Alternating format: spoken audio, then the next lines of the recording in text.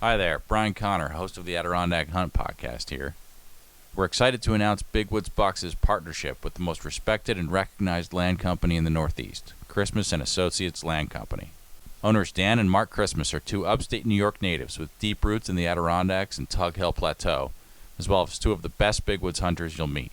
Whether it's a newly constructed camp surrounded by state wilderness or a comfortable family getaway, their team of experienced land guides are the best at matching folks with the perfect land tract at an affordable price and with a simple, easy process. They even provide financing. Christmas Land Guides will provide full land tours using ATVs, snowmobiles, and even snowshoes so you can scout every acre of your property. In addition to finding just the right tract for you, Christmas Land and Camp staff can help you construct the camp you've always dreamed of using their in-house master builders.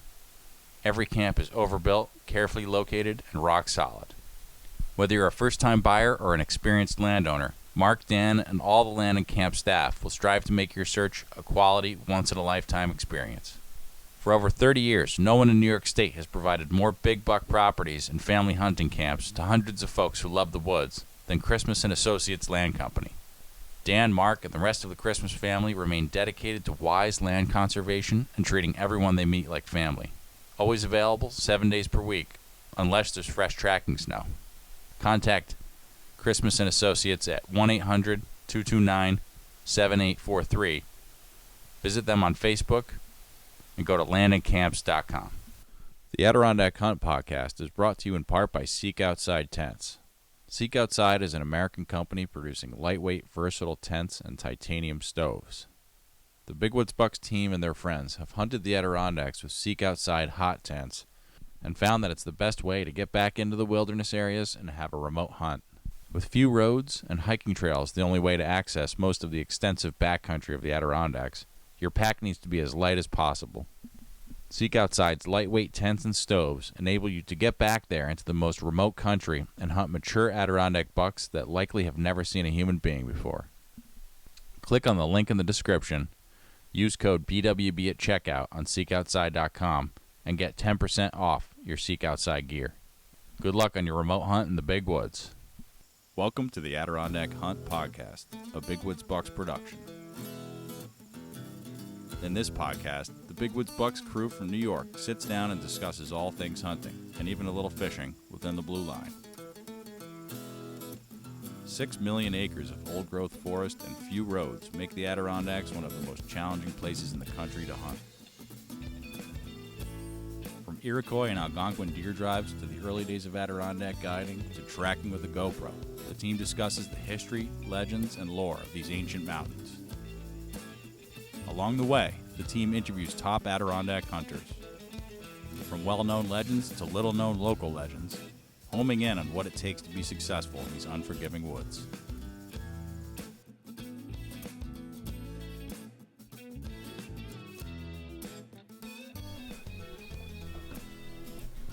All right, welcome to the Adirondack Hunt Podcast.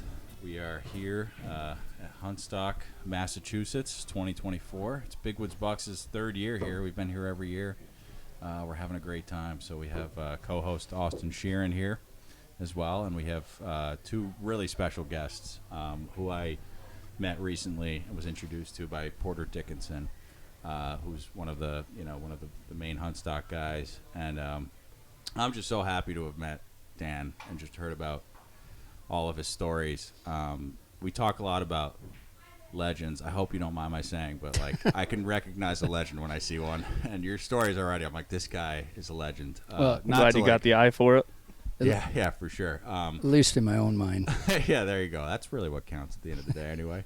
So, Dan, I mean, I'd give a more thorough introduction, but I think you could probably do it better. So I think we want to just hear about your life. Frankly, you've had a really, really cool life in the woods and in business. And I guess start from the beginning. From scratch. Yeah.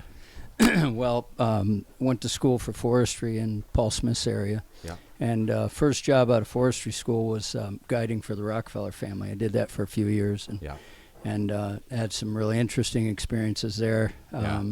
Moved on from there and became a forester in Tupper Lake. Did that for a few years and was constantly running into people, sportsmen that were looking for deer hunting camps. And basically over time developed a business out of it. It was first just land and then land and cabins. Yeah. I have 5 sons and a daughter, and my oldest son, Marc, he came in and started working with me, literally cutting trees at 12 years old. Awesome. And I'm sorry, Marc is here as well, Marc Christmas. Sorry to leave you out. So Dan's son, and also an extremely accomplished hunter. Yeah. So sorry, Dan, you were saying. No, and so so early on, Marc was he basically did everything and stayed on the very bottom rung of the ladder for a long time. Gotcha. And earned his stripes. I'm one of those dads that's a little hard on their boys, and so nothing comes too easy. Yeah, right. But anyway, so Marc, and the interesting thing is when Marc got very involved in the company and really started to make money and help us grow, he used to give me a really hard time about hunting. He was like, why would you go out in the woods and just for free? He goes, you know, we can make money in the woods. You don't need to do that. And I was like, you got to come hunting. And his middle name was Hunter, and I couldn't get him to hunt. Yeah, right. And now I'm kind of sorry that I did, because he's ended up being like, he's really shown me up these last few years. Right. So. Porter, did I hit play on that? Is there a red light on it? Do you mind hitting the red button just to the side of it? I just looked up and realized it. So it's on the right side of the back of it there. There you go. Okay, sorry about that. We're now on video. There you go. We're kind of Thanks, Brian. Way to go. Yeah, we kind of just set everything up in a rush. But all right, so we're on video now. So you're saying, Dan. So I have to ask though, what was it? How did you get into guiding for the Rockefellers of all things? Well, I was at Paul Smith College, and I was very involved in their wildlife management program, and part of that was we'd go over and do internships at Rockefellers. Okay. And I really wanted a job there, and they don't hire anybody. You have to die to get out of there. I mean, it's a really special place. Yeah. 25,000 acres. Wow. And a real intensive deer management program. And yeah. Long story short, I did some really good things for the college. I worked really hard and got a recommendation to Rockefellers, and I got hired. I was the youngest guy there. That's fantastic. Worked there for 3 years, and it was tough because Marc was born there, and oh, really? Yeah, and we were 30 miles from a gas station. Wow. So it was, I realized after I had my first son that he was going to be a real odd duck if I didn't get out in civilization somewhere. Yeah, right. So but were you staying at like on their compound? Yeah. Wow. Yeah, so 25,000 acres, and they had they're like caretaker houses, and we had a house there. Okay, wow. Yep. Yeah. That's pretty cool, though. Yeah. Did a lot of trapping for them, too. They had issues with coyotes, and mostly coyotes and beaver, so I did a lot of predator trapping and that kind of thing. So were they hunters, the Rockefellers? Yeah, they were, and they had a lot of guests, and that was kind of interesting. Really hot-looking dancer from England, and then the next day would be a surgeon. And right. So it was Any that kind of celebrities you can tell us about, or not really? Yeah. Okay. Yeah, not really. Because but you there were can't tell us, some. or because, yeah, no, okay. no, yeah, Gotcha. yeah. It's really supposed to be Bay Pond Park, not Rockefeller. So gotcha. But gotcha. Cool. but yeah. So would you take them deer hunting? Oh yeah, Yeah. all deer hunting. Well, did a lot of trout fishing, but mostly deer hunting. Okay. Mm-hmm. And what was that like taking?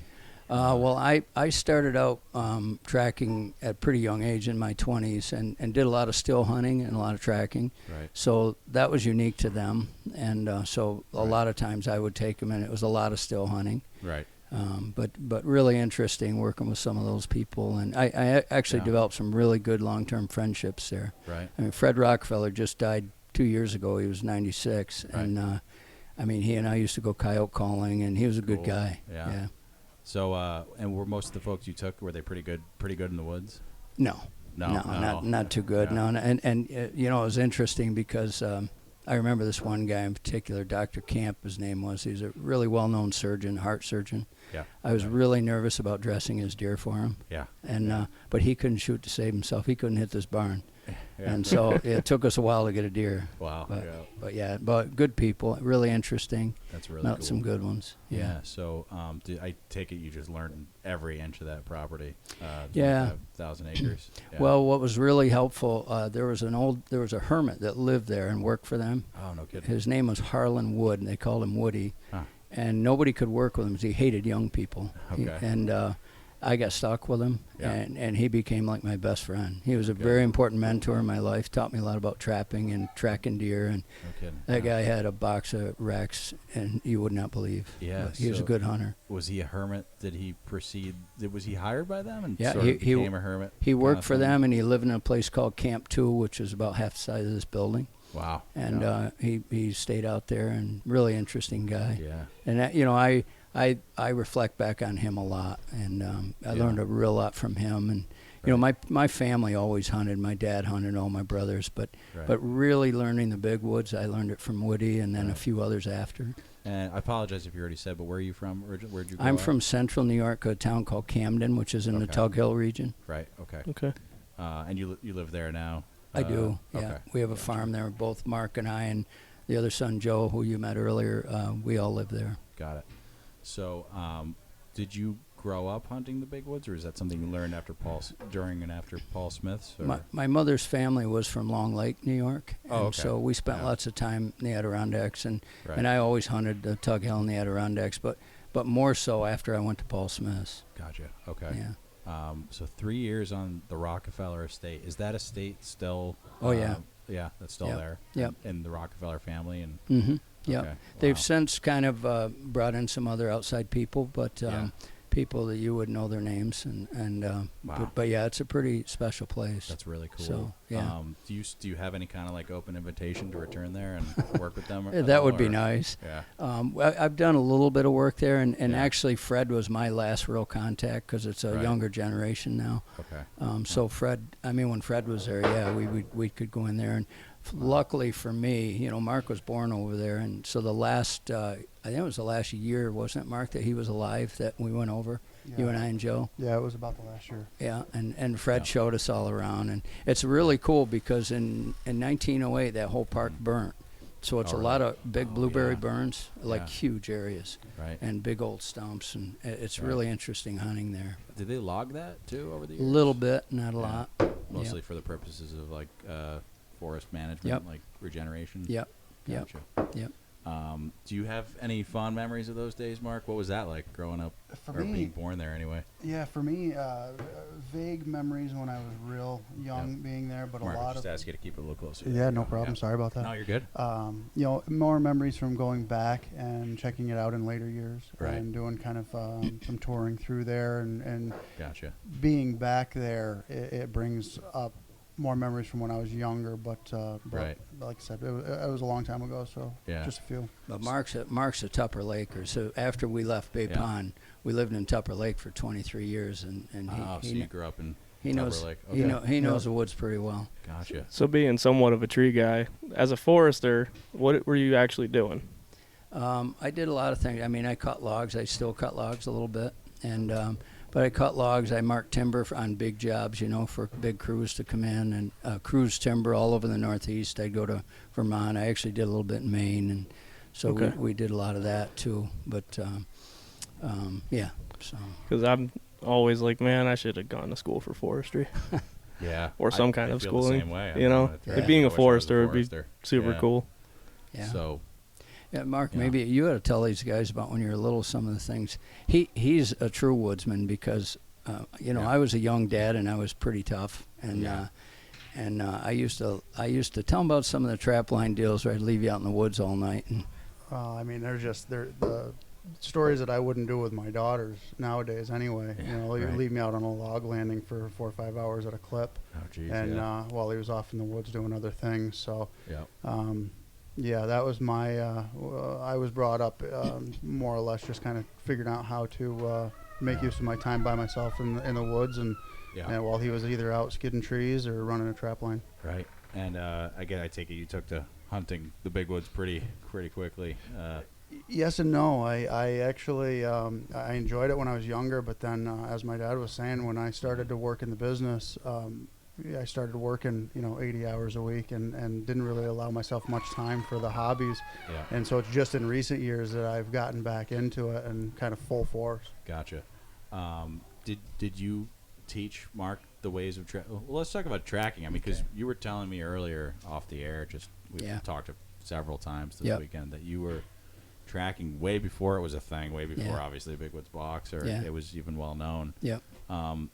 Where did you learn that technique from? Well, I did a lot of it at Rockefeller's, and I learned a lot from Woody on those early years. I mean, I was when Marc was born, I was 23. Right. And I really started tracking a lot and doing a lot of still hunting those early years. And certainly by 25, I was almost exclusively doing that. Right. I mean, we'll sit sometimes now, and we'll sit evening and morning. And a lot of times I'll sit in the morning for an hour or so. I can't sit very long. Yeah. And then I'll track all day, or I'll hunt. I'll still hunt all day, and then maybe hunt sit the last hour. Yeah. But so I've done that for a long time, and I've shot a lot of nice bucks, and but I, I wish Marc would get back to working more, because he's kind of showing me up these days, the last few years. Yeah, right. So do you live in Tupper Lake, Marc, full time or no? Or? No, we're back and forth, but I actually live in central New York, Camden area as well. Okay. Yep. But you were telling me also off the air that you have 5 camps at this point. Yeah, that you're we do. able to select from. Yeah. So. Yeah. And I'd ask you, but I'd like the listeners, do you have a favorite one that you go to, that you hunt out of? It's really hard to tell. Right now, my favorite area is the Indian Lake area. I've got a camp over on the Cedar River that I like a lot, and Marc's getting ready to build one in the same area, which is cool. Yeah. which will, then I won't like it so much because he'll shoot the deer. Right. But he's so we I like Indian Lake a lot, and Long Lake. My mother's family is from Long Lake. There. Right. My great-grandfather was the first white child ever born in Long Lake. So we go way back. No kidding. And so anyway, and Marc and I and his other brother Joe, we work in that area this time of year a couple days a week. So we're up there quite a bit. Got it. And a quick aside about your business. So your business is Adirondack Land and Camp. Did I get that right? Yep. Adirondack Land and Camps. So. Yep. Yeah, we're landandcamps.com is actually, and it's Okay. Christmas and Associates. But we do Adirondack camps and land packages, and also in the Tug Hill region, a little bit in the southern tier too. Got it.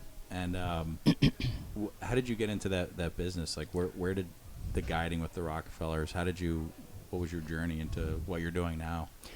Well, I was a forester, and I was cutting logs, and back in those days, I was cutting trees for $1.25 a tree. Yeah. And I used to be able to cut 75 trees a day. I can't do it anymore. Yeah, right. But so I used to make okay money, but I made enough money where I got into the land business kind of by accident, and I worked for some other land guys for a little bit as a consultant. But really, my first deal was I found 10 acres of land down in the Forestport area, which is Old Forge area. Sure. Yep.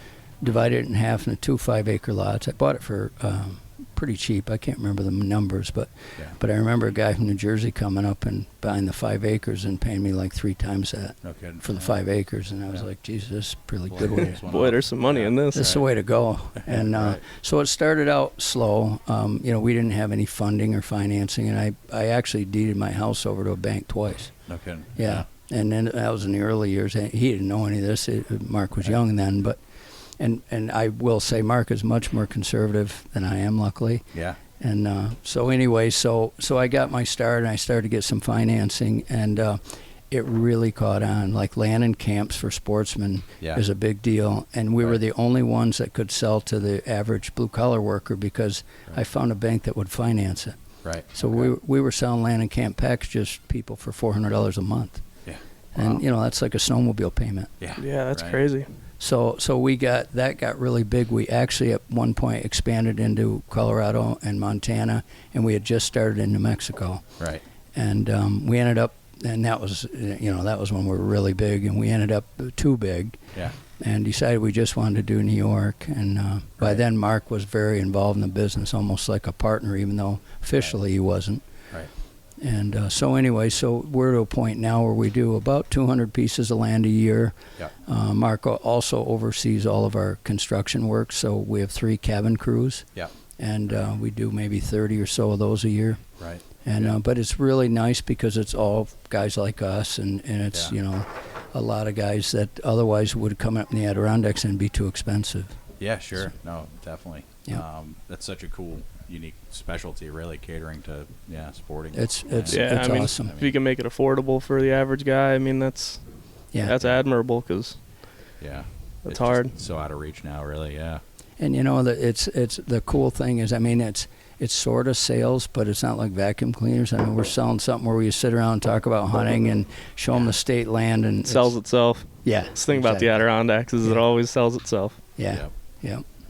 So I keep going back to it, but I find it so fascinating. So your time as a guide for the Rockefellers, is that like a 24/7 job, or do you have days off? And like, what type of living situation were you in? Was it like a modern furnished house with electrical and plumbing, or was it like rustic? Or no, it had electrical and plumbing, and it was a house. It was a 2-story house, but it was built in the early 1900s. Okay. Yeah. So it was an older house, and I was what was called a woodlands caretaker. So when we weren't hunting, right, I would, we'd have jobs where we were cutting trees or building roads, or I built bridges, and it was all woodland stuff, and that's where, that's another thing where Woody was really helpful, taught me about building lean-tos and different things. And that's cool. so that was good. So has he been deceased a long time now? He has, which is, sad when he left. But, what was interesting is when I was working with him, he was 60, and God, I used to think he was old, and I'm 65 now. And, I used to think, man, he's still doing it, and he's 60 years old. This is great. And now I'm like, I mean, you're still doing it too, though. Oh, so yeah. you still get out there. Yeah. So you were telling me a bit about your hunts around the country and Canada too. I think. No, just New York, a lot in Colorado, and yeah. So I mean, so you're still doing it. So like, how many days generally do you get up to the Adirondacks to hunt these days? I don't know if I want to say this in front of Marc. A lot. I think the more appropriate question is, during the month of November, how many days is he not up in the Adirondacks? Fair enough. There you go. Yeah. Yeah. So you get after it. Yeah. Bare ground or snow, I guess. Huh? Yeah. I mean, to tell you the truth, it's a little harder to get motivated. But once the snow's on, and I like white camo, and so I just love to go. Cool. Yeah. Love it. Yeah. So you'd mentioned you like the Indian Lake area.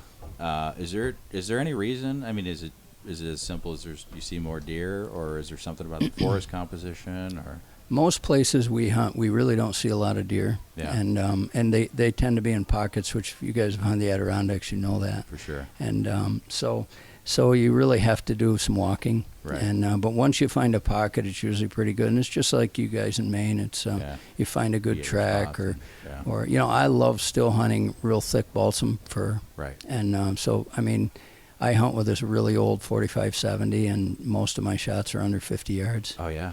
And they're jump shooting. They're usually moving when I see them. Yeah. So your 45-70. Talk about that for a minute. How long have you been hunting with 45-70? I always hunt. I love lever actions, Yeah. and I hunt open sights because I hunt in a lot of nasty weather. Yeah. So I don't like scopes much. Yeah. I've got a lot of rifles, but they just sit home. Yeah. So I hunted with 30-30s for years. I probably killed 40-some bucks with the one 30-30 that was my grandfather's. Okay. That's awesome. Yeah. Then I switched over. I saw this 45-70 one day, and it was an octagon barrel. Yeah. It was one of the old, they call it a cowboy rifle. Yep. Holds 9 shots, and I was like, I should hunt with that. I wouldn't even have to carry bullets. That's cool. And, What's the make on It's that? a Marlin. It's Marlin. Yeah. Oh, cool. So I'm familiar with that one. That sounds cool. yeah, so I bought one. When I bought mine and started hunting with it, everybody kind of made fun of me. They're like, "You're hunting with a cannon. Why are you hunting with this thing?" Nobody hunted with them. Was that a 22-inch barrel? I think it's longer than that. Yeah, It's pretty 24. long. Yeah, it's long. It's pretty long. Yeah, and so anyway, so I early on, I was the only one hunting with them, and all of a sudden, a few years later, I told you I have 5 boys total. Yeah. And the boys, I'd start hearing them talk about, when Dad's dead, who's going to get the 45-70, Yeah. And there was like a discussion about it. And so I think it was 4 years ago or 5 years ago, I went out and I bought 6 45-70s, and I gave them each one. and I had them engraved on the stock. It says family tradition. That's awesome. So we all have them now. But, I love that stuff. But Marc hunts with a scope quite a bit. Oh, yeah. What do you hunt with? I got a 300 Win Mag, and then when I'm walking, I like to use my 30-06. But Bolt. Yeah. Sorry about that. Bolt action 30-06. Yeah. Yep. Okay. Yep. And when I'm out, when I'm tracking and still hunting, a lot of times I'll run with the open sights. But I will just as often probably. If it's decent weather, I'll have the 30-06. I can get them in the scope just as fast as I can get them in the open. So I'm a big gun guy. So what is it? Like Remington, Savage, Winchester? It's Remington and a Zeiss scope. Oh, So for your open sights, 3x9, 3 to 9. Yeah. Yep. And Zeiss makes nice stuff. for open sights, are you using a peep or the buckhorn or? I use a buckhorn mostly. Buckhorn, You know, yeah. I was actually talking to you guys about maybe trying a Skinner on mine.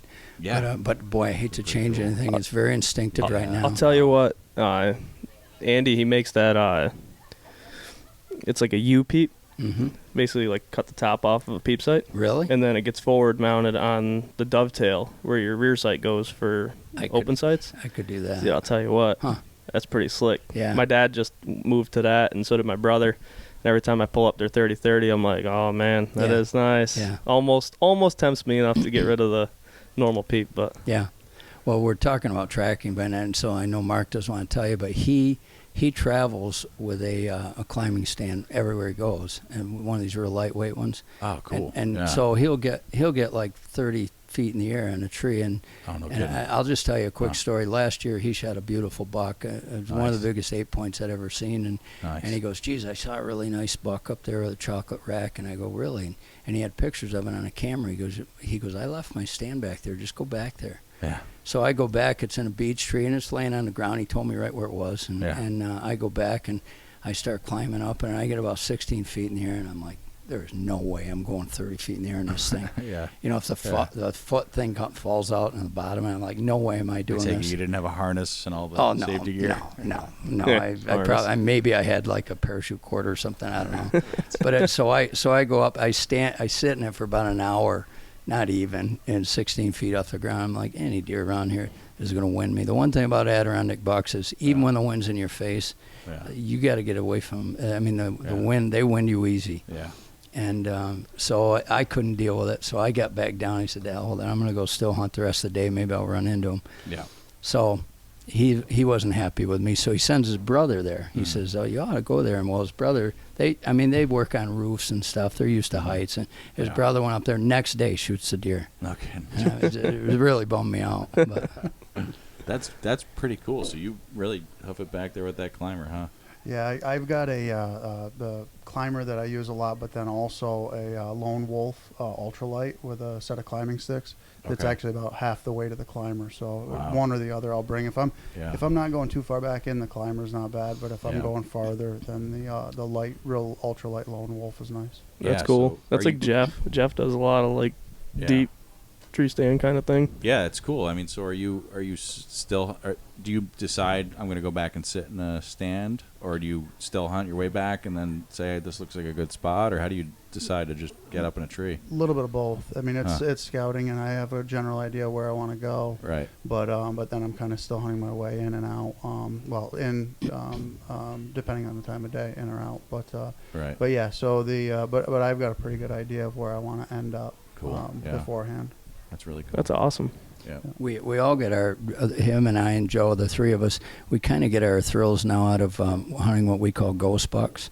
We'll see these bucks that are all nocturnal. We'll see them on camera. You never see them in the daylight. Yeah. But we'll say, the challenge is to try to kill a ghost buck. Yeah, And that's cool. it takes a while. I mean, remember, it took us 3-4 years to figure out what we were doing. Yeah. Well, and 'Cause they were tough. That's kind of where the getting up in the air came from. For me, was that we were having a hard time, Getting close. getting up to them, and getting 25 foot in the air helps the wind situation. It helps just there with the coyotes, the predators. They're so skittish. Right. So it kind of helps with all that. Yeah, I know that. And once I started doing that, success rate went up pretty good up in the Adirondacks. Yeah. Yeah, that's really Yeah. cool.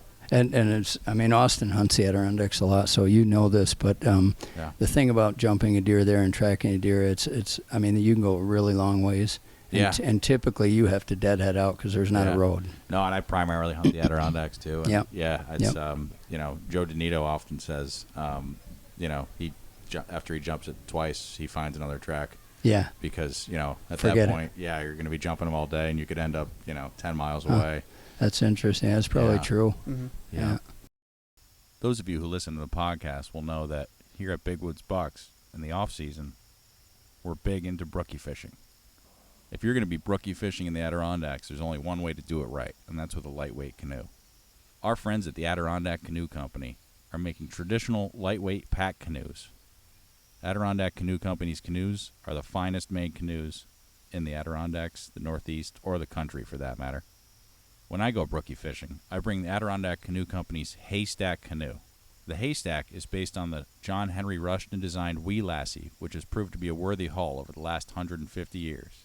Worked into the Adirondack culture of brookie fishing, this canoe is a fantastic fishing platform and light enough to carry wherever you go. So if you're in the market for a lightweight canoe, go to the Adirondack Canoe Company and check out their stuff. We'll see you out on the brookie ponds. Hi everyone, team member Marc Sheeran here. Some of you might not know that my day job is coaching people on how to move past addictions. I've been doing this for more than 34 years now, and I absolutely love providing the most effective method for moving past addiction in the world. It's called the Solution to Addiction Workshop and the Solution to Addiction Coaching. Both of these life-changing programs are presented by me and my team here at the Freedom Model. If you're someone who wants to be free from an addiction, but you don't want to go to daily support meetings, rehabs, or be on replacement medications for the rest of your life, give us a call at 888-424-2626. Or you can go to www.thefreedommodel.org. Your first 30-minute consultation is free. Here's that number again, 888-424-2626. I look forward to helping you. Take care. This podcast is brought to you in part by Minus 33. Minus 33 is a wool and textile manufacturer based in New Hampshire that is producing top-notch merino wool base layers and socks. Layering your clothes when you're hunting the big woods is key. As we've discussed on this podcast, the conditions and distances involved in hunting the Adirondacks mean that you have to take your gear seriously. You can't afford to not have the best gear, and that's particularly true of your base layers. Minus 33 long johns should be an essential part of your gear system to keep you warm while you're out in the Adirondack backcountry.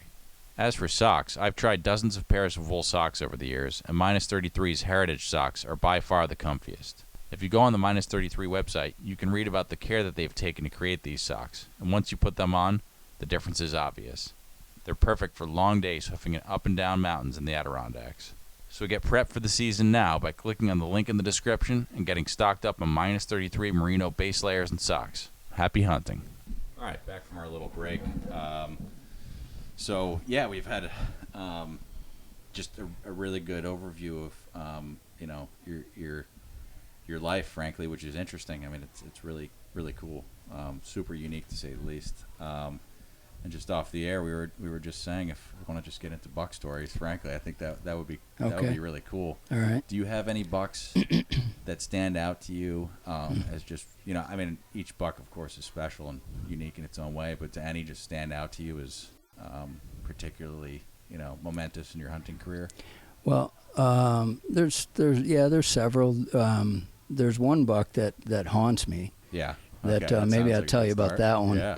So there's an area that I hunt, central Adirondacks, and it's a combination, a lot of spruce and fir, some hardwood ridges, and this particular area had one small burn in it that had been burned in the early part of the century, so it was blueberries and that sort of thing. Right. And I saw some buck sign in there that is as big as you're ever going to see, and signposts and different things. And so I started hunting this area, and I spent a fair amount of time, and I tried different things because that particular area, there's a hardwood ridge, and then there's a burn area, and then next to that is a river, a slow-moving river. Right. And so I would hunt around that burn. I could never quite come into it right with the wind. Yeah. And I mean, I'm talking like over 3 years trying to hunt. And I knew this was a big buck. And this was before cameras or anything. Right. And so I was hunting, and I got into I hunt with a backpack all the time, and I got into a fanny pack that came up over your shoulder harness deal when you first started with those. That's just like what we have. Yes, it is. Bucks. It is. That's pretty funny. Well, I wish I'd had a big woods buck one, and I'll tell you why. Because I've got get you one. That's like the same thing we're selling now. They're awesome, and because I tie my coats to them, and I tend to sweat a lot, and so I tie my coats to them. But anyway, so I found this one that was fleece, Yeah. And I said, this is going to be great. Back then, they were all canvas, and they're noisy. Yeah, right. So, and I love still hunting, and it's always really thick. Nice, yeah. So you got to be quiet. Yeah. And I always hunt in wool. I to this day, all winter long, I work in the woods most of the days. And Marc will tell you, I mean, even around the village of Camden, I'm the only guy in Camden who wears wool pants to town. Yeah. Cool. But anyway, so this one particular time I'm in there, and I just knew he was close, and I had this new pack, and everything's quiet, and everything's going good, and I'm sneaking along the edge of that burn, and I'm right between a little bit of a beach ridge. I can look down and see the river, and he's got to be laying right here. It was half rain and half snow, which I love hunting in. I love it when it's damp. Yeah. And I'm sneaking, and I stop for a minute, and I didn't see anything. Right. But you ever get that feeling where something's right looking at you? Sure. You know, all of a sudden I had a feeling that something was looking at behind me. Yeah. And I turned too quick. I had my 30-30. I turned, and that damn pack scraped against a tree, and it just made it went that noise. I turned around, and I saw this horse with antlers that was an absolute monster. Yeah. And the river was half frozen over, and I saw one bound. I couldn't believe he dove right in the river. Wow. And he broke ice all the way across. I couldn't get a shot at him. Wow. I hunted that deer for 4 more years, and I never got him. No kidding. Yeah. Yeah. Was that long ago now? That was probably 10 years ago, maybe a little more, 10, 11 years. Yeah. Okay. Yeah. Actually, so now that you mentioned gear, though, I have to ask, and I don't want to make you feel old or anything, but I'm curious. I am old. Okay, all right. Well, your words. It's okay. So, all right. Yeah. So, and I'm curious because you mentioned you guys run trail cams, and like obviously you come from like a very like the old school where none of this stuff was available. Yeah. Do you use Onyx like a GPS? Like, are you just navigating map and compass? Like, what level of technology are you using out there?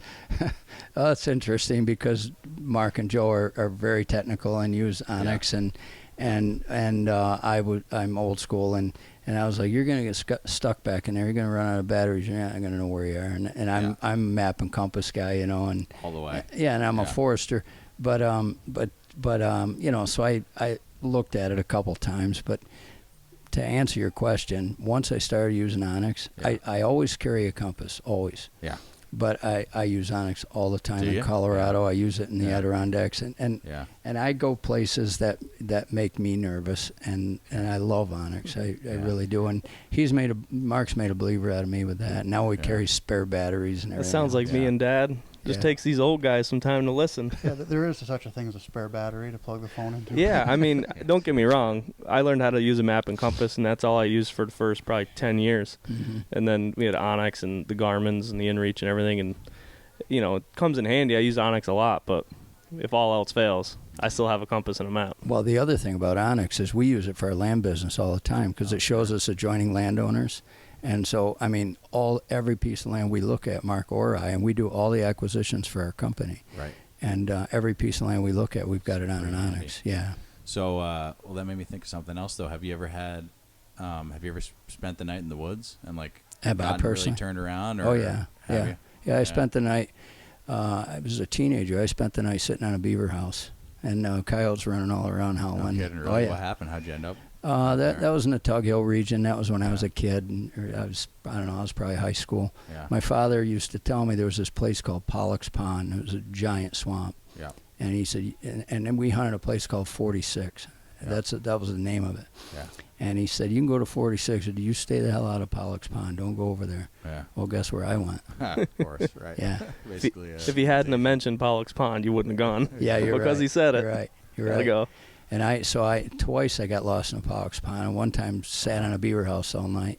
Yeah. And I was pretty nervous. Yeah. Did you get any shut eye or? No. Yeah. No. I jammed sticks in the beaver house and leaned against them. Oh wow. But the second time I got lost over there, I did it twice. I didn't learn well. Yeah. The second time I got lost over there was this old timer named Pete Armstrong. Mm-hmm. He always hunted in a green felt hat like the Crushers. Yeah. Right. And he had the same green plaid jackets you guys sell. Yeah. And he hunted with a flask all day long. Oh, yeah. So usually if you saw him at the end of the day, it wasn't, a great thing.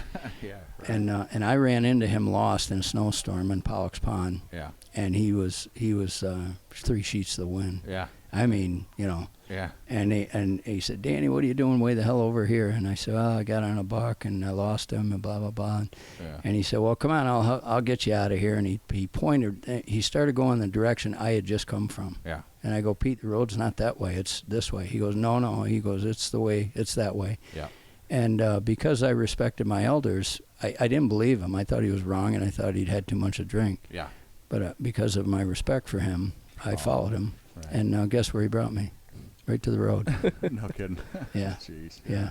So that was a long time ago. But Yeah. so anyway, since then, I've had lots of nights where it was getting a little nerve-wracking, but Yeah. But you made it no out. problem. Yeah. So do you bring, in terms of emergency stuff, just the typical fire starter, lighter type of stuff? Yep. Okay. Yeah, I always bring several, sets of matches or whatever in cases, and I always bring a candle. Yep. Because sometimes you can't find anything that'll light, and a candle will help you Yeah. get the fire started. So I bring a candle, and now I bring a extra battery for an onyx, and Right. and a few extra things. I don't eat a lot when I'm hunting during the day because I tend to eat too much and then I get full, and that's no good. Yeah. I'm the same way. I don't eat a lot during the day. Yeah. Very little, but then when dinner time comes, it's on. Over. Yeah. Yeah, no doubt. You said you like to use, obviously wear wool all the time, but you like snow camo. So what do? Put snow camo over the top of it? Yep. I don't like quilted wool. I don't like anything with a liner. I like just plain wool. Yep.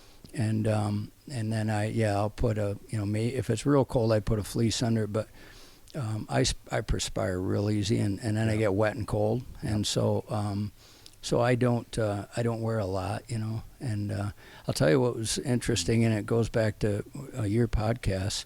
Yeah. I don't know. I never listen to podcasts because, again, old school. I'm like, I'm not listening to crap, Yeah. But I'll tell you where podcasts are really coming to life, and that's because all us old timers that drive up the Adirondacks who try to listen to the news or whatever, we're so sick of hearing the news that I said I got to have something else to occupy my drive up to the Adirondacks. And the only one I listened to and like, it's going to sound like I'm catering to you, but I'm not. The only one I listened to and liked was Big Woods Bucks. Oh. And I love listening to Hal. Cool. Yeah. And Hal's an interesting guy. Oh, we love Hal, of course. And we try to make it educational and entertaining. Absolutely. First and foremost, and we want to really have the deer camp experience and feel like you're in camp with you or with any of the guests or Hal, and that's what we hope to try to cultivate. And that's exactly what it does. You feel like you're sitting around camp, and so I will tell you, probably, I don't know, I probably listened to you guys for a couple of years, I don't know, but and this podcast thing is very new to me. So, but anyway, Mark knows about it.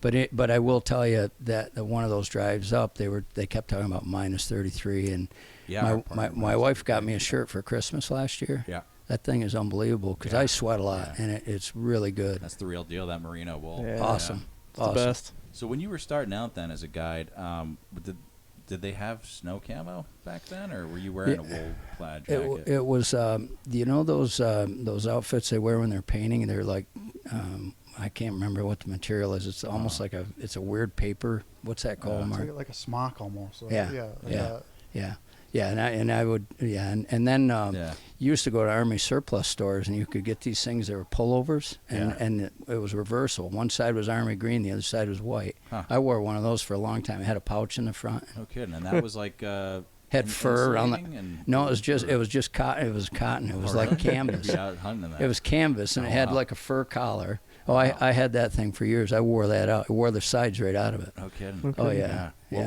were the Rockefellers wearing? Were they wearing like really fancy? Yeah. gear, or- Yeah. like They look like they come out of Orvis, most of them. Right, I would too if I had that kind of money. Oh yeah. Mark, do you wear wool? I do, yeah. I wear wool when I'm walking, and then if I'm sitting, I want something that's nice and warm. So I'm usually putting some layers on underneath, and then you're gonna have a hard time finding anything warmer than wool on the outside. So. Yeah, definitely. You wear a lot of that modern day stuff too. A little bit of both. Listen, it gets the job done. I can't say anything.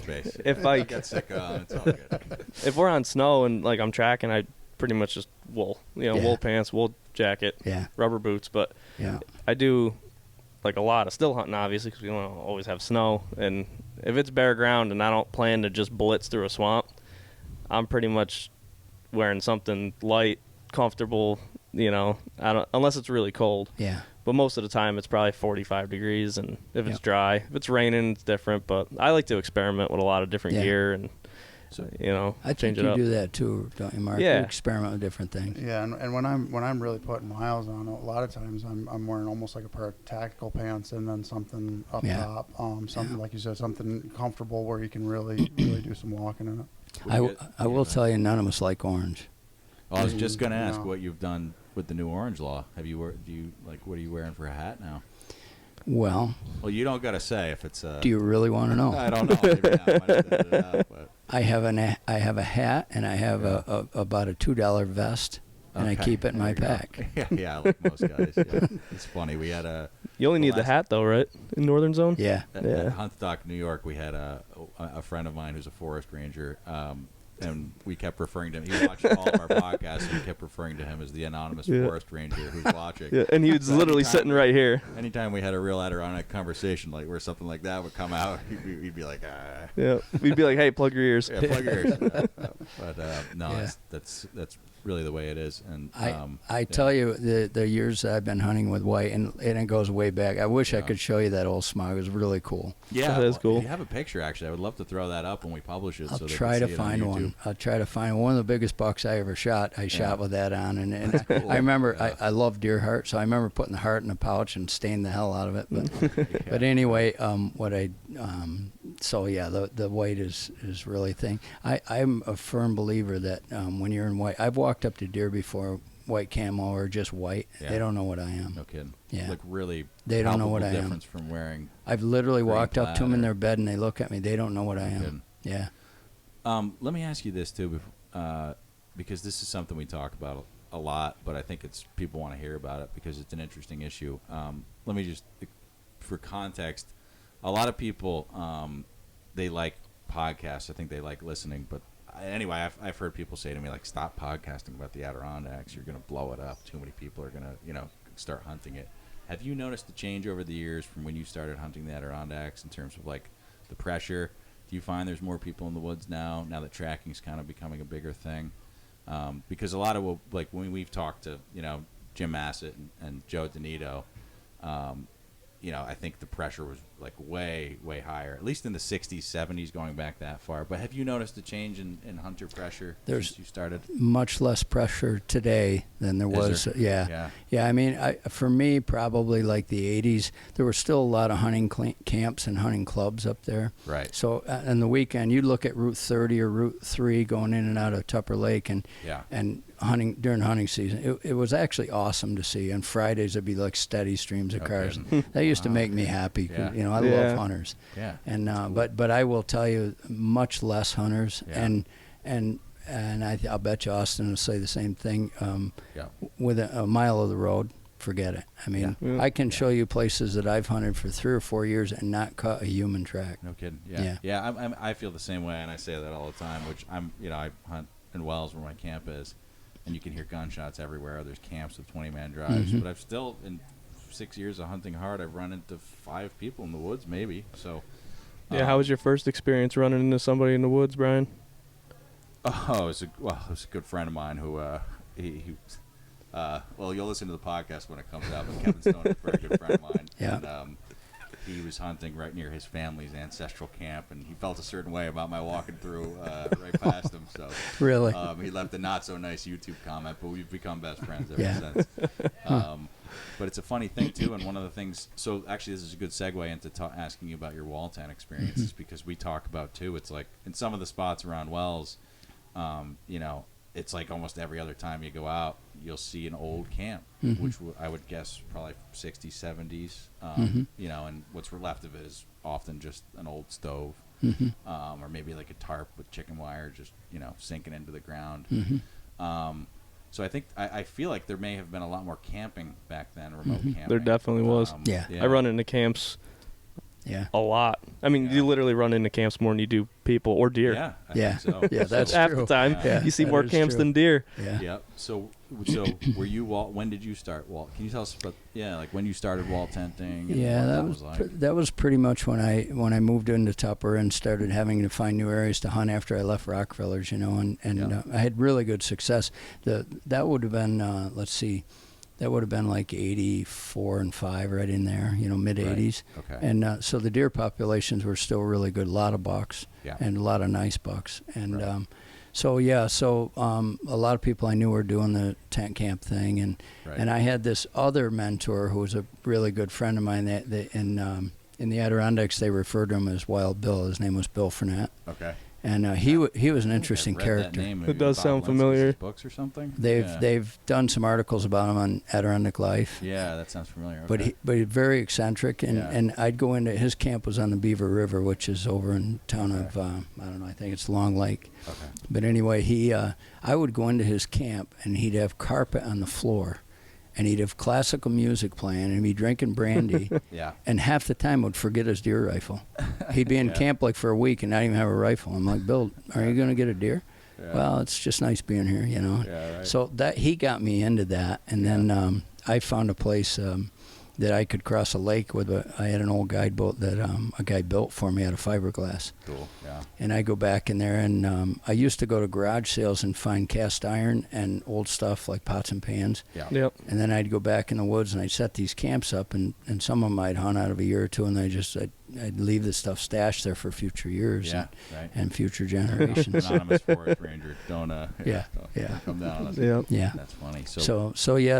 And it's a really great way to get back in, and tent camping Yeah. is a lot of fun. I don't do it much anymore. Yeah, so we're heavily promoting it. So I take it then you were likely using like a really heavy, like 8 Canvas tent? Canvas tent. Yeah. So- They were. I think mine was 12 by 14. It was a little bigger, and I had the what they call quick camp frames. I don't even know if they still make them, No. but yeah. it was a frame. It was like it was some kind of aluminum. It was tubing, Okay. and Yep. and they were. I used to love. There was a Colorado tent and awning company, and I don't know if it's the same name or not, but I had. Yeah. At one time I had 5 wall tents. No kidding. Yeah, Wow. I had 2 in Colorado, and the rest of them were here. Oh, that's cool. Yeah. Mark, you hunt out a lot of tents? I don't. If we've had a couple of times where mostly out in Colorado where when you get in there, you're so far back in that you're just not going to come out. And we spent the night on the ground. Yeah. But no, as far as week-long tent excursion, I don't know. No. Come out to town. Yeah. You want to tell these guys a short version of saving my life a few years ago? You're the better storyteller. I'll let you go at it. It was an interesting one. Yeah. Yeah. So I don't know if you want to talk Colorado. Oh, you want to stick absolutely. with hunting, No, yeah, or I'd stick love with to hear it. okay. This Yeah, sounds like a whatever. gem, so. Yeah. Well, I got 2 stories for you, but this is a Colorado story. So I've hunted in Colorado in real high elevation for a long time. Like we hunt at 12.5 all the time. Elk and muleys or Mostly elk. elk. Yep. Yeah, and so we've been hunting there a long time, and I've got to where I was probably a little bit nonchalant about it because that's some pretty tough country. Yeah. And the one thing about the mountains in Colorado is I tell people the mountains in Colorado are mean. Like you don't monkey around with them because they're mean. Yeah. And they really are. And so I have a healthy fear of them, not fear but respect. And Sure. so anyway, for years we've hunted out there, and you get sloppier and sloppier. And high elevation, you really should go a couple of days in advance to acclimate, really 4. Yeah. So we started going 2, and then, we get cocky, and the next thing you know, you're not doing any. Yeah. And so we had this one time, was it 3 years ago? About 3 years ago, yeah. Mark and I and Joe, his brother, we were out there together. And so what we do is we get a cabin, and then we'll hike in at 2 in the morning, and then we'll hunt for 2 days and stay up high, and then we'll come back to the cabin for a day, and we keep doing that. Yeah. And where we start to hunt, we're about it's roughly 3.5 hours hiking in just before you even think about hunting. Yeah. Yeah. Right. Yeah, and it's like hunting with a garbage bag over your head. You can't breathe, Yeah, So, I get the worst altitude sickness every time I go. oh my somewhere. God, do you? Well, It's terrible. Frankly, because I'm, on vacation and in a rush, so Yeah. I don't take the time to Yeah. acclimate. And out of So shape. I know what it's like. It's miserable. I heard that. Too. Yeah. Yeah. Thanks, Austin. It's all right. I'm out of shape too, man. Yeah. So this particular year, we were down at the cabin the night before, and there was these guys there that come from Georgia to hunt every year. And I've known these guys, and I went over and talked to him and said hi and stuff. And he was telling me about how his brother passed away, and oh Jesus, I'm sorry to hear that. And he said, yeah, we were up at elk camp. We had killed an elk. Yeah. And he said we stayed up high that night, and he had altitude sickness, and we should have brought him down, but we didn't. We stayed up high, and whatever, they got up in the morning, the guy was dead. 42 years old. No kidding. 42 years old. Wow. What was it? They were probably around 12. Wow. Yeah. Right about the Wow. 11 or 12. So, and I kind of know where they hunt, so I knew about where he was. So, Right. so ironically, that next day we leave to go up hiking in, and Marc's a big guy, but Marc can cover ground. Yeah. And Yeah. I mean, he just takes off, and then Joe and I suck wind all the way up, Right. and so Marc had gone ahead, and Joe and I went a different way, and we were all going to kind of meet up eventually. And the year before that, you and I had both killed bulls like literally 100 yards apart. It was awesome. That's sweet. Nice. Yeah, we both went in completely different directions. I went 3.5 hours one way. He went 3.5 the other, and then we basically started working our way towards each other. And by the time we actually got on the elk that we had both shot, they were within 300 yards of each other. Yeah. Dude, that is like me and my dad. Yeah. So there's next year. So we're up high there, and we got, this was my stupid idea. We got this idea. We'll just put some fir trees down on the ground. We're just going to sleep on the ground tonight because remember we called it the Golden Meadow or something. It was where we shot all those elk. Yeah. Anyway, so and we were all jacked up about it, and I was all excited. Oh, I can do that, Yeah. Well, starting in the morning, 2:00 in the morning, we're walking up through there in the dark, beautiful moonlit, and I was sick to my stomach a little bit, and I was like, I just need some water. And I just kept pushing and pushing, and long story short, right through the day I was sick, and I was getting sicker all day long. Yeah. 3:00 in the afternoon, I'm way up on this high point. I had such a beautiful spot to sit till dark, and I was so sick, and it was like, remember it got to like 50 degrees that day, and I was shivering. I'm sitting there shivering. Oh, geez. Yeah. And finally I get on the radio, and I go, boy, something's wrong. I got to get out of here. I don't feel good. Yeah. And Joe, I said, we had a meeting spot where we'd put the spruce on the ground. We were going to sleep there. And I said, I'm going back to the camp spot. It wasn't a camp. It was just a spot.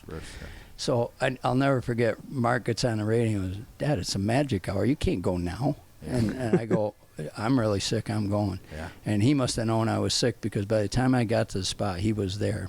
Oh, wow. And I was shivering like crazy. And we couldn't build a fire. Remember how windy it was? Yep. We couldn't build a fire. The short version is that I cramped up real bad, passing out. Oh, wow. And it got to the point, it was about 9 o'clock at night. The last thing I remember, Joe said, if we go out and get you to elevation down, it was a place called the Spruce Creek, remember? Yep. We get down to Spruce Creek, we're lower elevation, you'll feel better. Yeah. That was the last thing I remember. Joe put me on a rope on my belt. He carried my pack and my gun, carried everything. I don't remember a thing. Joe said that I was literally, and you can tell, literally like a walking zombie. Wow. And they walked me out, and the next thing I knew, we were back in the cabin. I had a down coat on and hiking boots. Yeah. I was in a bunk, and it was the next morning, and I could hear him trying to get a flight out of Colorado. Whoa. And I'm like, what are you doing? And he goes, we're getting out of here. He goes, I'm never going to see you like that again. Whoa. And I go, we can't go. We got to stay. He goes, we are not going. Yeah. Or we're not staying. Yeah. And they booked the flight. We left the next day. No kidding. And Jeez. I was hurting. I was kind of I had like brain fog for a good 2 weeks. No kidding. Yeah. Wow. Yeah, it was pretty sick. That's How insane. recent was that? 2 years ago, 2 right? years ago. Or three. 4 years ago, yeah. Have you been back since? Yeah. Yeah, we went out and killed a couple bulls last Nice. year, All yeah. right, good. Well, the worst. I was gonna say, I doubt y'all weren't gonna Well, go. the real end of the story is Christmas Day. We have a very big family, Yeah. and so at Christmas time, there's like 30 people at my house, and all my daughters-in-law and my wife, and we're all sitting around there, and something came up about Colorado, and I said, it was literally during dinner. I said, well, I'm going back, and I said, matter of fact, I'm going back in June. Yeah. And you could have heard a pin drop. and Marc's wife said, you can't go back there. Yeah. And I said, oh, no, I'm going back. And ultimately, I did go back in June, and I hiked right back to where I got sick. And then that fall, we all went out together. And the cool thing was Marc wouldn't let me go alone after that, which is awesome. He's a good packer. Yeah, for sure. Yeah. It worked out. You know what was weird about that? And I wrote a story about it for Bugle magazine. Oh, okay. And believe it or not, after that brain fog, Yeah. I was afraid of the dark. Like literally to go out and take garbage out, I was afraid of the dark. Really? Yeah. Wow. Yeah, it did something weird to me, and it took Yeah. me about 6 months, and I had to force myself to go do things because I've walked out of the woods in the dark thousands of times. Sure. Yeah. And I was literally afraid of the dark. Like relearn how to. With your brain circuitry It did. somehow. It did. Huh. I didn't think I had one, but it must have. Yeah, right. But anyway, but now we're back to normal, and you know, we all think we're What an Superman. Well, that's good. Yeah. Makes it tough hunting when you're terrified of the dark. Yeah. Oh, yeah, I guess so. But no, luckily, and you know what I figured out? That's why I went back to the same campsite. I said, I think that'll like cure me if I go back there and Yeah. realize. Yeah. Because what it was a Fun near-death experience, and I remember the whole time it just felt very dark when I was there. It felt very black, and Yeah. it was just a scary thing. And you went back and conquered it. And, It sounds cool. corny, but yeah. No, it's a cool It's thing. exactly I what happened. totally, Yeah. can relate and see that. Yeah. Not relate, but I can understand that. Well, that's like up until last year. That was the first time Dad's been in a teepee since he almost died with Dave. Oh, that's right. Oh, No kidding. Which we have to ask about. So the long and short of that is Marc fell into a.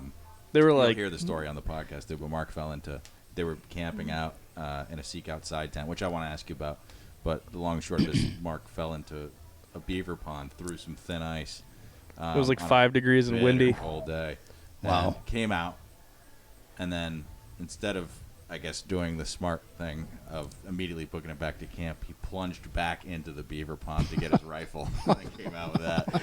And he Yep. says, I guess, what was it, a mile back to camp? Or- Yeah, it was like, I don't think it was that far to camp. It was like a quarter mile, but Yeah. this was before we had like good GPS. Yeah. All he had was this little Bushnell backtracker that worked half the time maybe. Yeah. And he was trying to get signal with that, but if that didn't work, he had like 5 miles to the road. Oh boy. Yeah. And he's like, And the way I'll just run if Yeah. I have to run. Yeah. But he said it came up quarter mile that way, and he Yeah. just took off running. And he Yeah. always says, that's the day wool saved my life. Oh, he always no talks doubt. about that. And so he made it back to the Seek Outside tent, which is those lightweight tents. With like the and got titanium fire wood stoves. going. Gotcha. So I wanted to ask you about Seek Outside. The viewers have heard us talk about it so much, they're going to think this is just me plugging it. But I'm curious how you feel, because I think we've found that it's changed the game really for doing a remote tent, whether it's in the Adirondacks or out west, because instead of like lugging, a 40-pound wall tent, canvas wall tent, you can bring one of these. What's yours weigh? 7 pounds? Yeah, so like a lot of like your lightweight backpacking tents, like even your like 1-man tents are 2.5 pounds, Yep. 3 pounds. Yep. Well, if you take like the tent that I have that fits 2 people with the stove that's titanium, and you split the tent and the stove between 2 guys, you're carrying the same weight, Yeah. but you have a stove. Yeah. Yeah. So, especially like Colorado gets pretty cold. A lot of Yeah. guys out west use them. Yep. And then here, obviously, a day of tracking in a blizzard, you're soaking wet. Yeah. So you get back to the tent, you can, fire up the stove, get everything dried out, get the chill out of you. So Yep. we love them. I don't know if it's anything Yeah. you guys have explored, but It must be the same as our teepee tent. Remember the teepee Yeah. tent Yeah. we used out west? Okay. Yeah. yeah, Yep. most likely. Yeah, I'm sure it's- That's where you and Matt stayed that time where you got that snowstorm. They stayed in a teepee tent, a real bad snowstorm at Oh, yeah. 12,000 feet. Okay. Yeah. Yeah, I wasn't on that one, but yeah, That's cool. Yeah, we have a teepee tent. I think it's probably the same thing. It's Maybe. mine's 8 pounds. Yeah. Yeah. That's. Yep. With the stove and everything, or just the Oh, tent? I don't use the stove. No, Yeah. just the tent. Yeah. So it's probably pretty big then, Yeah. huh? I think it was that was like a 5-man tent type of thing. That No, was the decent size. small teepee that we put up by Spruce Creek. Remember? Oh yeah. It was a teepee. You could build a fire in the middle of Yeah. on the ground. Oh, okay, yeah. Oh, So that's a. It was like Oh, Indian it's old. style. Yeah, Indian style Yeah. teepee. Yeah. That's sweet. Yeah. So yeah, I think it's probably along the same lines, but Nice. Yeah, they work pretty good. So we've basically hit what we typically aim for, which is Yep. 45-minute to an hour podcast.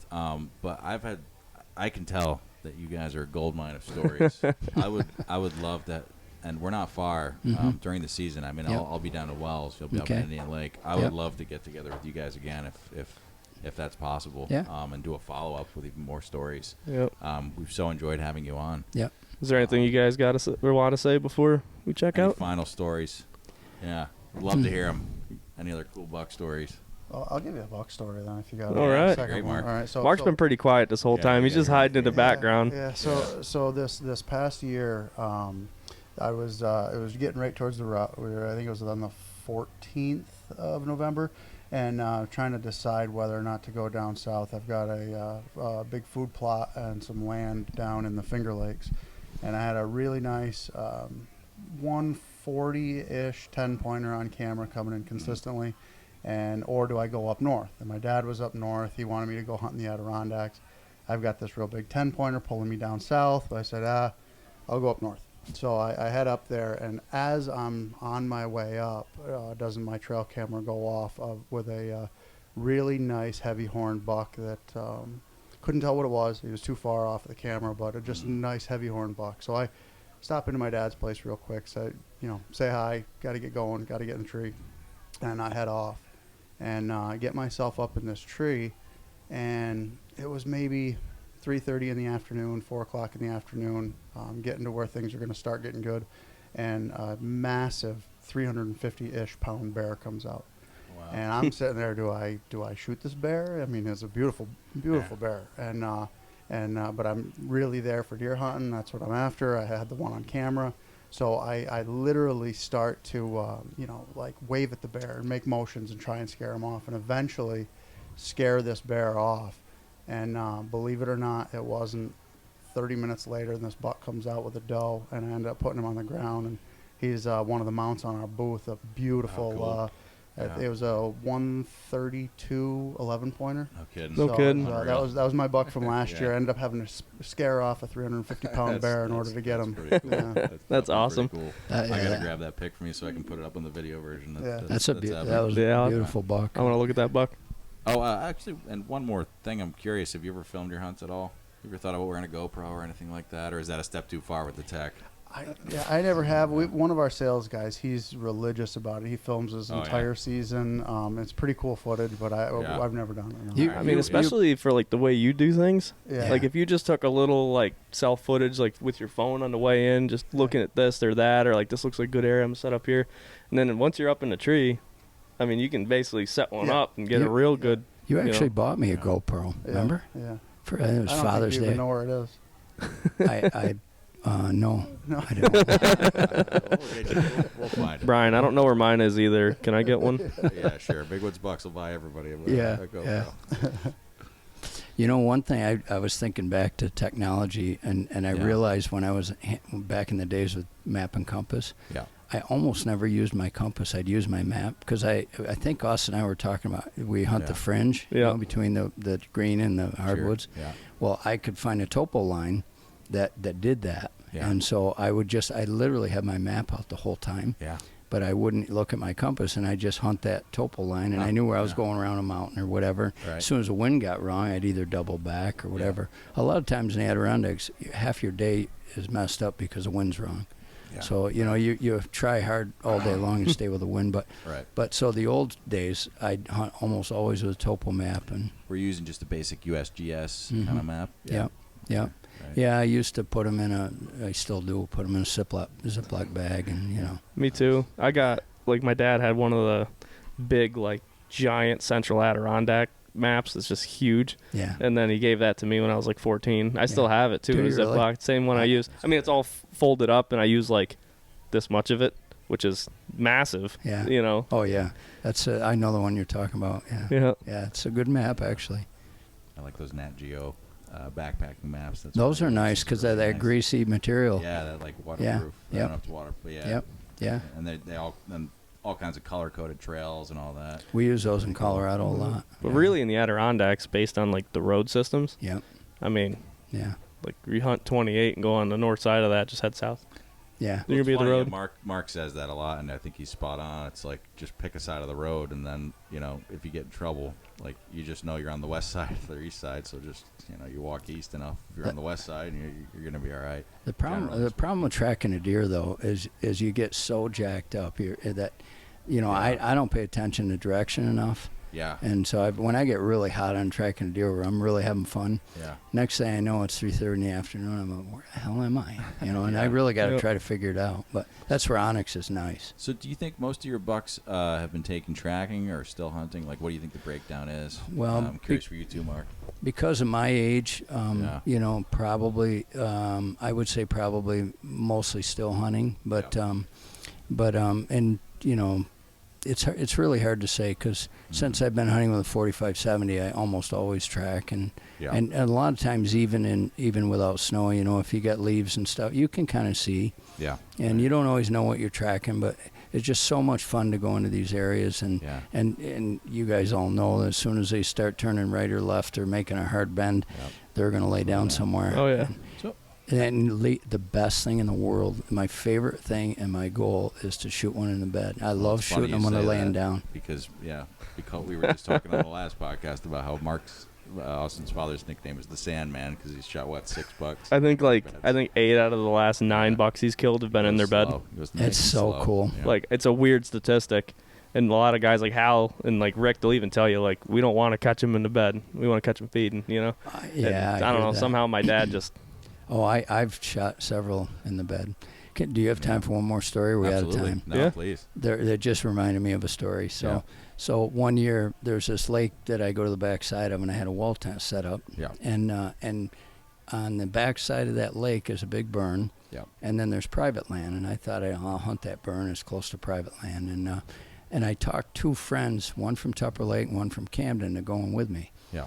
And so we get in there. I got the tent all set up, and my tents are pretty fancy. I mean, they're really set up and they're comfortable. Yeah. But I take various trips in. Anyway, so I spent about a month getting it set up. So I get it all set up. We get in there opening night of deer season. Yeah. So it's October. Yeah. I've got this little radio. I love listening to radio in camp, old school, you know. Cool. Yeah. So I'm listening to radio, and they're calling for unbelievable storms, wind and rain, and like the monsoons, and these guys are getting all worked up because we're way back in there. And one of the guys, Mellon, who he was one of them. So we're back in there, and we get up in the morning, and I mean, it's raining. You know how when it rains hard where you can't hear? Yeah. It's raining that hard. Right. And they're like, Jesus, we're going to have to sit in this camp all day. And I go, I'm not sitting here. It's open in the morning. I'm going hunting. Right. And so I put rain gear on, and I taped up as best I could, and I start still hunting. I get out to the edge of the burn, and I look across. You guys know what tamarack trees are. You know how they turn gold in the fall. Deciduous pine. Yeah, conifer. Right. Exactly. Yeah. So I'm sneaking around the edge of this burn, and it's all spruce and fir and little stunted spruce. Yeah. All of a sudden, right out in the middle of the thing, I see a tamarack tree, and I'm like, I'm a forester. I'm like, tamarack don't grow there. Yeah. All of a sudden, I look, and it's going back and forth. It's a giant rack. Yeah. And I can literally see the line to private land. Yeah. And I'm like, holy cow. So I had my open sights. I put the bead right between his horns. As all I could see was his horns in the back of his head. Yeah. And I put the bead right between his horns, and I shot, and I just saw his horns go down and then steam roll up. Oh, no kidding. And, it was the coolest thing ever. It was this beautiful rack buck. Yeah. That's awesome. I'll never forget it. So I got him field dressed, and we don't drag a lot of deer. We actually usually cut up our deer and pack them. Yeah. And I was going to pack it out, and then I thought, geez, those guys are hanging around camp. They got nothing to do. Yeah. So I hit them under a spruce tree, and I went back. Neither one of them was very happy with me. Yeah. But that was one of the nicest bucks I ever killed, and it was so cool. Yeah, that is cool. It's a good story. I want to ask you one more thing, too. As a forester, and we were talking a little earlier about moose. Mm-hmm. Have you noticed an increase in the moose since you first, began doing forestry work guiding? Oh, yeah. One of our favorite spots to hunt. We literally have to shoot moose out of there. Yeah, we see a lot of moose. And there's a guy who you guys would know from the Old Forge area who he and I, it's the only guy I ever run into in the woods. And that guy put some miles on it. Yeah. He stays in a tent camp for 10 days at a time. You probably know who I'm talking about. But anyway, if you said it, I most likely would. We'll talk about it. It's kind of a secret. Oh, I think I know who you're talking about. Yeah. I'll let you know. Okay. But anyway, so this guy, and we put between him and I, we hunt kind of the same general area. It's very general area. It's a big area. Yeah. But we put just enough pressure between the two. Yeah. It's really good. It helps us both, And he's a great guy. He's younger than I am, and he covers more miles, but he's a good guy. Yeah. So anyway, Cool. Yeah. So as a forester, it's nice to have a guy like that around. But anyway, definitely. All right. Well, we're getting up there, but so we'll probably call it for now. Dan and Marc, thank you guys so much. It's awesome having you guys. Great to have you guys. You're clearly a wealth of knowledge. Hope you don't mind me, embarrassing you like this, but it's just so great to get a really good guest on. Yeah, thank you. We're so happy to have met you. This is why we wanted to do it. Yeah. You know, because there's a lot of guys in the Adirondacks that are either extremely private about what they do or just not Very true. Yeah. like big into showmanship, and they don't want don't need the Yeah. recognition. They just want to Yeah. hunt. So, to be together, like, and get all these guys together, do podcasts, and share the stories, because the Adirondacks are just so private. Yeah, it's funny. It's like we did a podcast with Joe Danita. We were talking about that a little bit, just like like it's crazy. We can be in this industry this long and meet somebody like you who I hadn't heard of, who just has such a crazy amount of experience and success and accomplishment in the woods, and you too, Mark. And it's so funny. And I know more guys like that I've discovered over the years, and you meet them and you're just like, your mind's blown. Yeah. So that's what we're trying to highlight. We call them dyed-in-the-wool guys. Dyed-in-the-wool. Yeah. Listen, I'd rather meet 1,000 guys that are really good than Yeah. only one that's really good. Totally. So That means it's possible. We're we're very very fortunate because not only with hunting, but in the land company and the land business we're in, we have the same thing there. We sell land to guys that are kind of like us, and we end up making a lot of friends. We've got friends all over the country we sold land to, and we get into these same conversations all the time with these guys. Yeah, about that's so their cool. camp. That's really cool. So I want to thank Porter Dickinson too, who's hanging out here, one of the integral people for holding Huntstock, and thank you to Huntstock, Pat Guyette and Pat Burns, everybody involved, done such a good job. Porter, if you wouldn't mind, I have something I'd like to give to Dan here, and we'll get you too one, Mark. But it's just it's a little Big Woods Bucks hunt the Adirondacks. Nice. Shirt there. We made these especially for the New York show. We brought them here too, so I want to give that to you, Dan. Thank you and very get much. You one, Mark. So Appreciate Thanks. that. Very cool. yeah, absolutely. Anything with the blue line on it, pretty neat. Oh yeah, absolutely. Got to have that Adirondack blue Yeah. line pride. Yeah. So Yeah. so it's just been great having you guys. And like I said, I'd love to do a follow-up. Oh, during the season. absolutely. Yeah, we've got some neat places we could meet you too, so it'd be fun. Yeah, that'd be really cool. So hopefully not in the woods. Yeah. Then I know my spot is done. Yeah. That's right. Hey, I do want to say Porter's the one that got us interested in coming here, and thank you for all you've done, Porter. You've been a really good man and gentleman. You've done a great job, and it's great to have you. Thanks a lot. Anything you want to say? No, it's been a great time here, around all you guys. So it's great to get the deer camp together. So. Great. So I hope you can hear that. But Porter said it's great to get the deer camp together. It's like a big deer camp out here. It sure is. So. And we've for 30 some years we've gone to sportsman shows, Harrisburg, and everywhere you name it, we've been there. Yep. And I'm not blowing smoke at you, but Porter, this is one of the coolest ones we've been to. It's really nice, and it's the right type of people. It's been really good for our company, but it's a good thing. So thank you for having us. Yeah, definitely. All right, and with that, we will see you all next time on the Adirondack Hunt Podcast. Thanks again, guys. All right, thank you. All right. Thanks for tuning in to the Adirondack Hunt Podcast. You can find more episodes at bigwoodsbucks.com.